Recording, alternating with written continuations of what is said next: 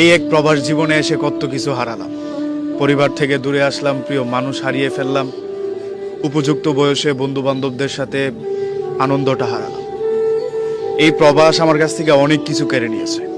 আলাদা দিনের মতো ঈদের দিনের আনন্দটাও কেড়ে নিয়েছে। একটা ঈদের দিন সকালে ডিউটি থেকে এসে আর কোনো কাজ থাকে না, ঘুমিয়ে যাওয়া, খেয়ে দিয়ে নিজের মতো করে চলাফেরা করা। একটা পরিবার ছাড়া প্রবাসে ঈদ কাটানো কতটা কঠিন সেই ছেলেটাই বলতে পারবে, যেই ছেলেটা পরিবার ছেড়ে কয়েক বৎসর যাবৎ প্রবাসে বসবাস করে। আমরা প্রবাসীদের টাকা হয়, ফ্যামিলির আনন্দটা ভিডিও কলে দেখা হয়, বন্ধু বান্ধবদের সাথে মোবাইল ফোনে কথা হয়, তাদের সাথে থাকা হয় না। শৈশবের ঈদের আনন্দ আর শরীরে মাখতে পারি না, নতুন করে কোনো কিছু ভাবতেও পারি না। ওই যে ঈদের আগের দিনে যেই কাজটা ছিল সেটা বাদ দিয়ে শুধু ঘুমটাই একটু বেশি হয়।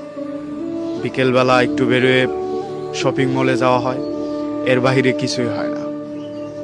যে ছেলেটা 5 বৎসর যাবৎ প্রবাসে পড়ে আছে, তাকে জিজ্ঞাসা করলে আপনি বুঝতে পারবেন মা ছাড়া ঈদটা কতটা সাদা কালো হয়।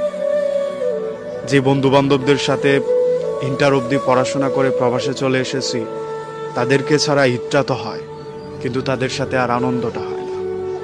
একটা মানুষের সাথে থেকে যাওয়ার কথা থাকলেও শুধুমাত্র প্রবাসী হওয়ার কারণে সে ছেড়ে যেতে দ্বিধাবোধ করেনি। আমার এই ঈদটাকে মাটি করে দিতে